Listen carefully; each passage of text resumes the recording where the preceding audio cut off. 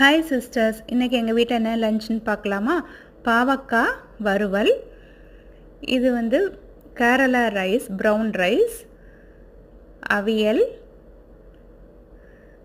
மீன் குழம்பு வந்து கேரளா ஸ்டைலில் வச்சுருக்குது, மாங்காய் போட்டு கொடம்புளி போட்டு, இது வாவல் மீனும் சொல்லுவாங்க, அது போட்டு தேங்காய், வத்தல் பொடி, மஞ்சள் பொடி, சின்ன வெங்காயம்லாம் அரைச்சி வச்சுருக்குது.